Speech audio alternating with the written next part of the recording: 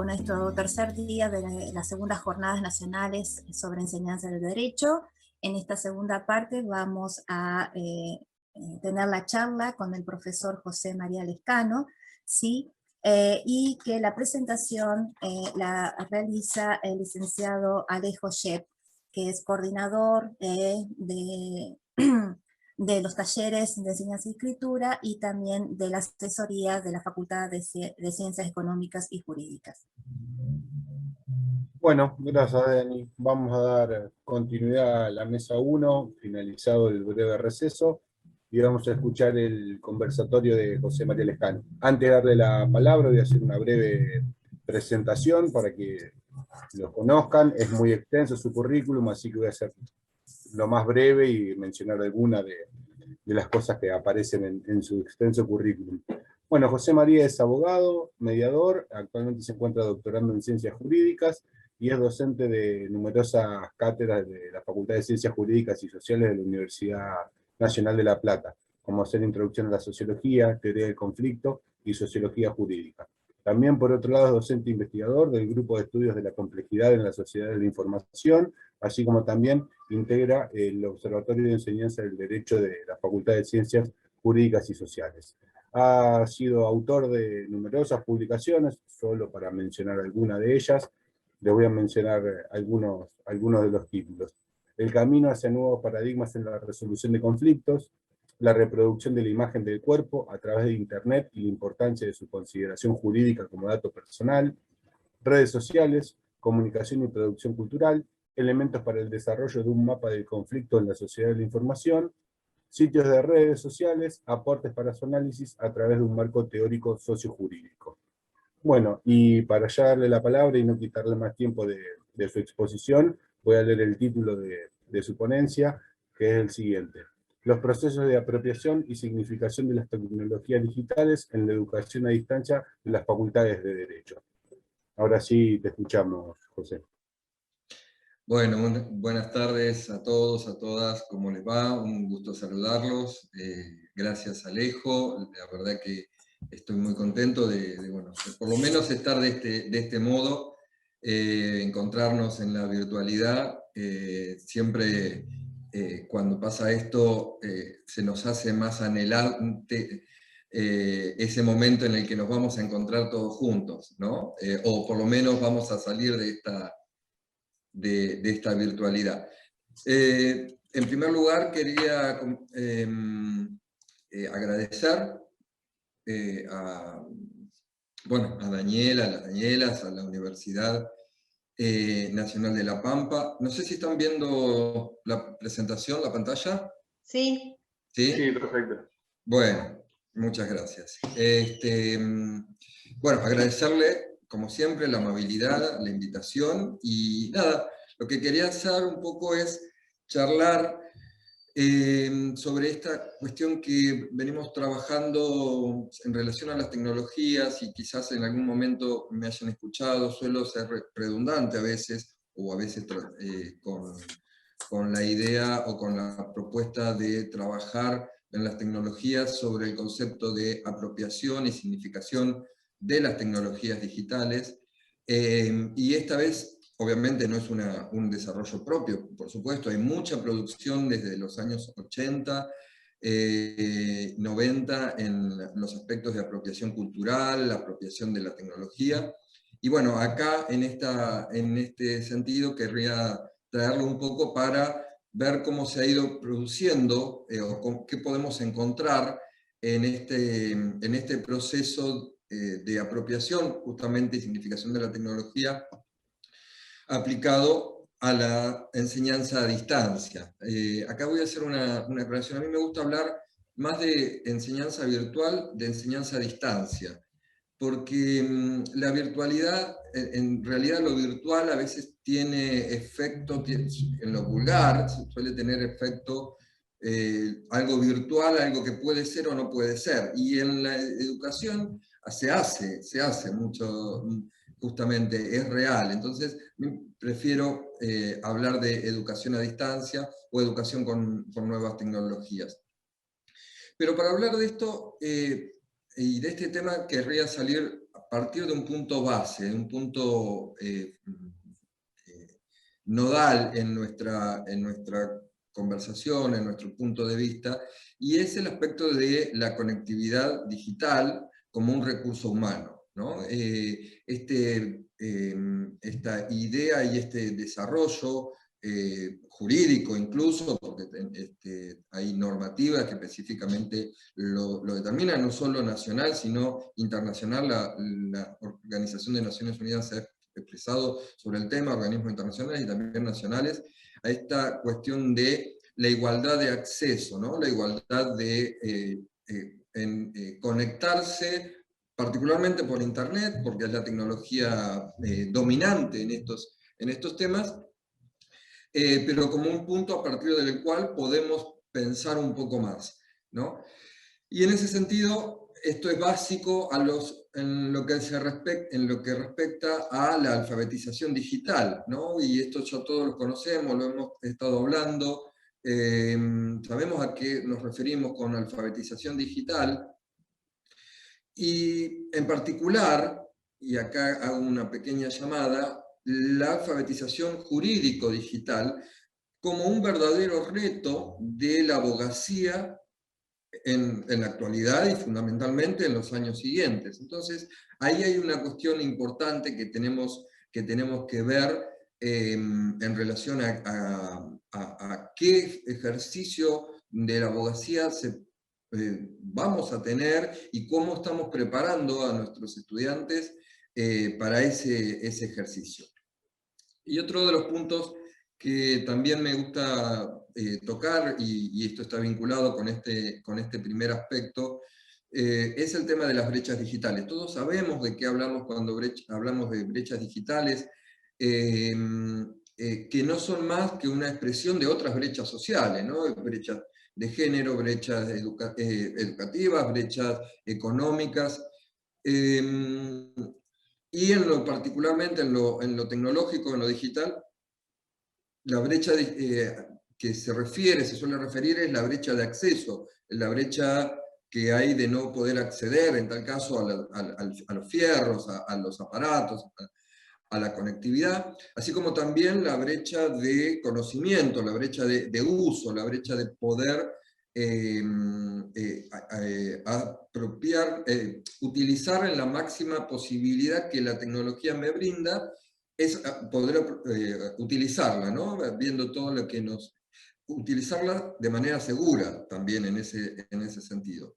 Pero hay un tercer tipo de brecha digital, que también nos gusta referenciar, que lo plantean entre otros autores Kernel y Camacho, que habla de la brecha de igualdad de oportunidades. Yo hablo de la brecha de igualación, ¿no? La brecha en que, y por eso lo marco como, en este sentido, la conectividad como un derecho humano, pero justamente en los aspectos de educación me parece que esto es clave, porque esta tercera brecha o esta tercera generación de brecha tiene que ver con esas posibilidades de partir desde de una misma base, desde un mismo punto de vista, ¿no? Perdón, de una misma posibilidad de alcanzar y de desarrollar los diferentes usos que querramos hacer con la tecnología, o los diferentes límites que querramos alcanzar y superar con esa tecnología.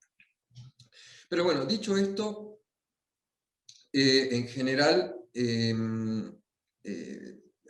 siempre hablamos que para los estudios de la tecnología, o para los estudios sociológicos y filosóficos también de la tecnología, se suelen partir de dos puntos de vista diferentes. Y también, por supuesto, esto, sobre todo, lo que tiene que ver con la política y con la organización y con las estructuras, con los planes y proyectos y programas de uso de tecnología en muchos aspectos. Aquella mirada que parte de la herramienta, ¿no? Puesta particularmente en la herramienta, como aquella mirada, otro punto de vista tiene que ver con una mirada puesta en el usuario, o en los usuarios, puesta desde el otro lado. Son dos puntos de vista diferentes que nos llevan sobre el mismo objeto, ¿no? pero que nos llevan a desarrollos muy diferentes, muy distintos. Bien, por eso, esto me quedó, perdón, bueno, en general yo hablo de 3 teorías sobre la tecnología, a ver si esto lo puedo, o 3 enfoques teóricos de la tecnología, que tienen que ver con, los estudios sociológicos y filosóficos de ella particularmente, y disminuir el tamaño, bueno, los voy a mostrar así. Que son 3 teorías, la teoría instrumentalista, o las teorías, o los cuerpos teóricos instrumentalistas, los cuerpos teóricos que parten de la teoría, de teorías o de visiones más sustantivistas, y una que por ahí nos interesa desarrollar, que han planteado autores como Finberg, que habla de concepto de apropiación tecnológica. La mirada instrumentalista habla de que la tecnología es neutral, ¿no? Entonces la tecnología no tiene un valor, es moralmente neutra, y la sociedad le aplica los valores e incorpora esa tecnología a partir de los valores que esa propia sociedad tiene, ¿bien? Le aplica sus propios valores morales, su propia ética, sus propios fines, ¿bien? Y simplemente la tecnología es un instrumento. Claro, cuando empezamos a explorar un poco más los desarrollos tecnológicos y empezamos a ver los distintos tipos de tecnología, se nos complica pensar que una tecnología armamentística, una tecnología de control o diversos desarrollos tecnológicos son realmente neutros, ¿no? Entonces ahí es cuando estos cuerpos teóricos empiezan a hacer agua o empiezan a no poder dar respuestas adecuadas a estos planteamientos. Por otro lado, frente a otra mirada, están las teorías sustantivas o sustantivistas que plantean que la la tecnología no es neutra en términos éticos, sino que sus valores están establecidos, o sea, los valores de la tecnología, la ética de la tecnología está establecida desde el diseño de esa tecnología. Y esa carga de ética de las tecnologías digitales tensionan con la sociedad, con los valores de la sociedad, y muchas veces lo dominan, se imponen sobre esa sociedad. Acá siempre suelo traer el ejemplo de lo que es Facebook, ¿no? Cómo este compartir, el hacer público, poner lo que estás pensando, decía antes, o demás, cambió o impactó fuertemente con los valores de intimidad en la sociedad, ¿no? Provocando esto. ¿Por qué? Porque no nos olvidemos que detrás de las tecnologías está el mercado. Y el mercado particularmente tiene una ideología clara, ¿no? Una ideología capitalista, y muchas veces esto se impone, ¿bien?, sobre estos valores. Entonces, los valores sociales.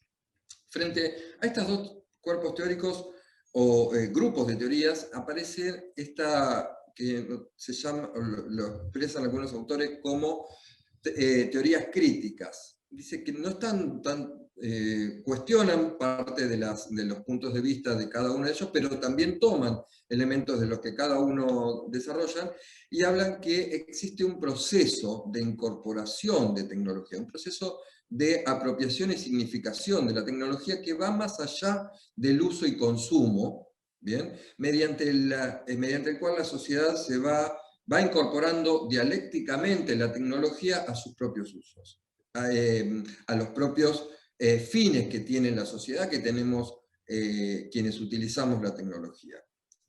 ¿Bien? Entonces, planteado esta distinción entre modos de ver la tecnología, aparece esta cuestión de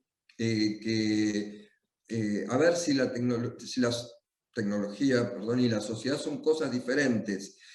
Y dicen Thomas, Fezzoli y Laluz y otros autores, Pierre Levy, por ejemplo, que no hay una relación entre sociedad y tecnología como si se trataran de cuestiones separadas. Nuestras sociedades son tecnológicas, así como nuestras tecnologías son sociales. Somos seres sociotécnicos. Y esto ha habido muchas investigaciones, muchos análisis sobre este punto, y a mí me gusta ver cómo este proceso, en este proceso de construcción sociotécnico-cultural, dice Medina en el prólogo de Levy, en este sentido, en este modo en el que se van reconfigurando los entornos. Recién hablábamos, ¿no? Los entornos materiales, los entornos simbólicos y los entornos organizativos. ¿Bien? Fíjense si esto lo llevamos a la facultad, a nuestras carreras. Hay una cuestión de reconfiguración. Están presentes los tres entornos, sobre estos con la tecnología se entremezclan en un mecanismo de entramado. No tenemos que olvidar esto, que hay un entramado entre los tres entornos materiales, los simbólicos y los organizativos, ¿bien?, que nos presenta el concepto de cultura digital, ¿no? Cultura digital en la cual está enclavada la cultura universitaria. ¿Bien? Entonces, y desde el punto de vista cultural, además de los componentes simbólicos en la construcción de la cultura digital, deben tomarse en cuenta la técnica, los artefactos y los entornos materiales. Por eso que yo participo de la idea de que la cultura digital es también cultura material. ¿Bien? Por eso no nos olvidemos de esto. Recién yo les comentaba, me cambié de espacio para trabajar, cambié el entorno, cambié el lugar, cambié la computadora, bueno, hay un entorno material que también hace a esa construcción de la cultura digital. No mirarlo así nos hace correr ciertos importantes riesgos. Uno de los riesgos es el determinismo tecnológico, bueno, como todo determinismo, presenta muchos peligros en orden a posibilidades de exclusión y demás. Entonces, frente a esta cuestión y esta distinción, para tratar de conceptualizar mejor a qué nos referimos con apropiación tecnológica, algunos autores, con muy buen criterio a mi gusto, diferencian lo que es el uso social de lo que es la apropiación, ¿no?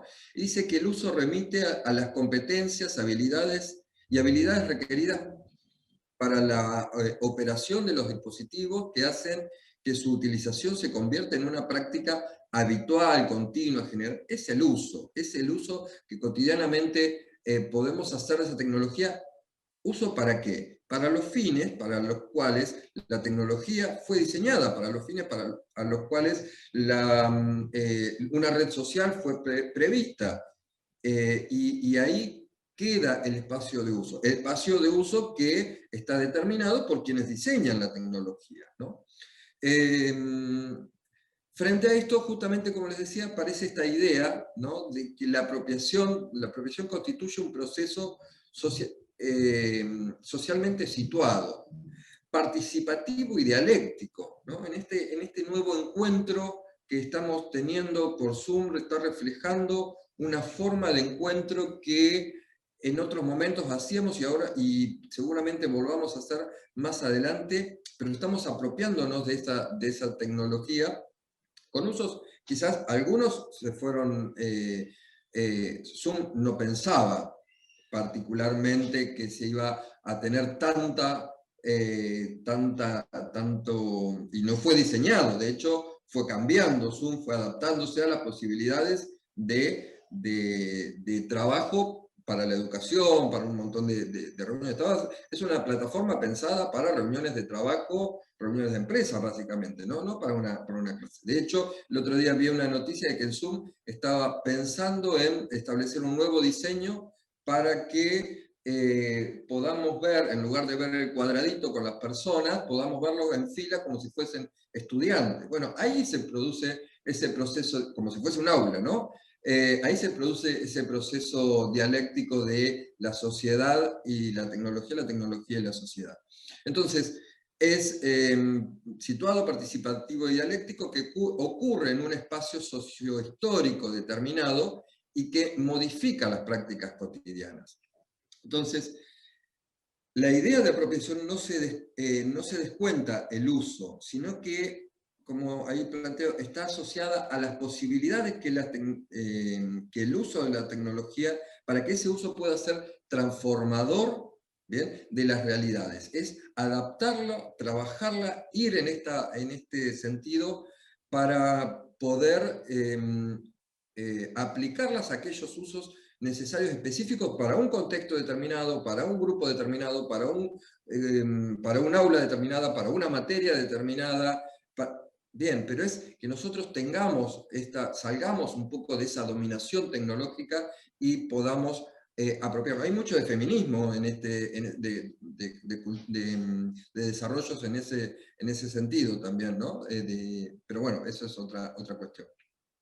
Desde este punto de vista, la apropiación adquiere un rol estratégico y político, y en ese sentido no es el fin en sí mismo, sino que se logra cuando el uso resulta fructífero para alcanzar una meta mayor, que tiene que ver con esa identidad individual, identidad colectiva, esa identidad de docentes, esa identidad de estudiantes, esa identidad de grupo, y también obviamente individual. A ver, voy a avanzar un poquito más rápido. Entonces, frente a esto, yo lo que traje es alguna posibilidad de algún pequeño esquema de análisis para que, frente a estas ideas por ahí un poco desordenadas que les pude ir contando, podamos, este esquema no es propio, está tomado de algunos desarrollos que hacen quienes trabajan sobre este tema, de poder hacer un análisis en nuestras universidades de ese proceso de apropiación tecnológica. Y acá planteo tres aspectos que tienen que ver con el desarrollo técnico, las regulaciones, las estrategias docentes y también finalmente los usos. ¿A qué nos referimos con el desarrollo técnico? Bueno, las famosas áreas de informática, las áreas de comunicaciones, de TICs que hay en la facultad, aquellos espacios de nuestras universidades que crean, desarrollan, nos brindan herramientas para trabajar. Los campus virtuales, el CIU, el consorcio CIU tiene mucho que ver con esto, ¿no? En este plano, entraría en este cuadrante. Finalmente tenemos que trabajar o pensar también en las regulaciones, ¿no? El sistema institucional de educación a distancia, que afortunadamente es un estándar de acreditación de educación a distancia, que creo salió antes de la pandemia, afortunadamente, pero venía trabajando muy fuerte en este sentido. Los estatutos universitarios, bueno, todas estas cuestiones de normativa que nos establecen, formales e informales, que nos establecen que podemos identificar en este cuadrante, ¿no? Diseños curriculares, los reglamentos de los consejos directivos, los protocolos de trabajo. Bueno, ahí podemos incorporar estas cuestiones que encontramos dentro de las universidades,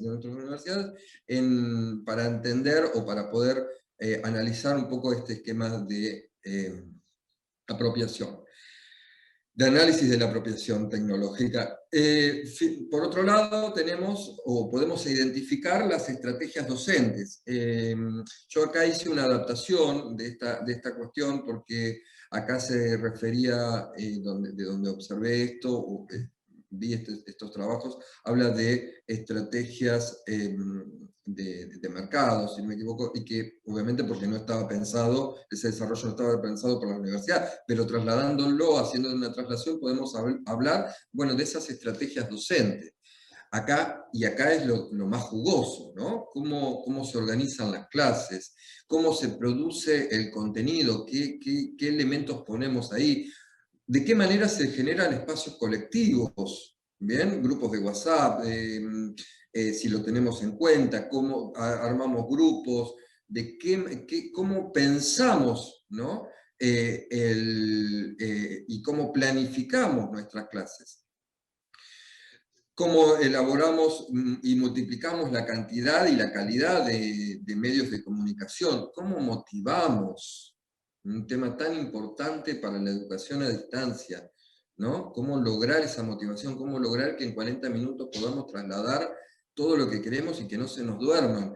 De qué manera pensamos la evaluación, cómo hablamos de trabajos grupales. Bueno, todos estos aspectos los podríamos identificar quizás en este cuadrante. Y finalmente lo que son propiamente los usos, organización de los tiempos, espacios de trabajo, la búsqueda de información y contenido, el uso de las aplicaciones en distintos dispositivos. No es lo mismo utilizar una plataforma de streaming de un celular a una computadora. Bueno, tener en cuenta, y estos son distintos modos de uso de la tecnología, aspectos de la seguridad de la información. En esto tenemos un vacío muy grande, o tenemos una debilidad muy grande en este punto. Bien, qué artefactos utilizamos, ¿no? qué aparatos utilizamos para trabajar. Entonces, básicamente, esto y este esquema, tratando de llevarlo hacia, o proponiendo que lo llevemos a las miradas de nuestras facultades, podríamos presentar diversas preguntas, y yo acá mencioné algunas de las que se me habían ocurrido mientras preparaba, pero dejé un montón de afuera y seguramente ustedes van a tener muchísimas más. En la primera, ¿qué perspectivas sobre la tecnología encontramos en nuestras universidades? ¿Están centradas en el instrumento? ¿Están centradas en la herramienta? ¿O están centradas en los y las docentes, en la comunidad educativa, en los estudiantes y en los docentes, ¿no? Ahí hay una cuestión importante para ver. ¿Es posible trasladar este esquema de análisis, bueno, a sus propias casas de estudio? Yo creo que sí. Y en ese sentido, ¿qué fortalezas y qué debilidades encontraríamos? ¿Bien? ¿De qué manera podríamos articular usos para lograr aprendizajes colaborativos y autónomos? En este esquema, haciendo este análisis de los aspectos por separado, ¿qué tendríamos que ver del currículum? ¿Qué tendríamos que ver de los programas? ¿Qué tendríamos que ver de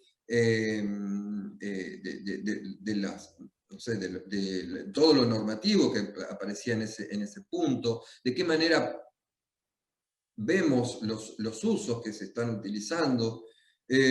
Todas estas cuestiones me parece que serían interesantes, y cómo podríamos alcanzar un proceso de enseñanza y de aprendizaje que sea situado y crítico, ¿no? Que esa es un poco la cuestión más importante, que tiene que ver con el desarrollo de competencias y habilidades, pero que en el uso, y en el uso en este sentido que estamos hablando de la tecnología, pero de modo que sepamos para qué, sepamos por qué, y si no la tenemos podemos resolverlo con otra cuestión, con otra tecnología o con otros modos. Entonces, eso es un poco un conjunto de ideas que me gustaba compartir con ustedes, y siendo que acá la mayoría somos docentes, y perdonen los estudiantes, pero encontré este meme para compartirles, y bueno, y nada, y muchas gracias por su atención.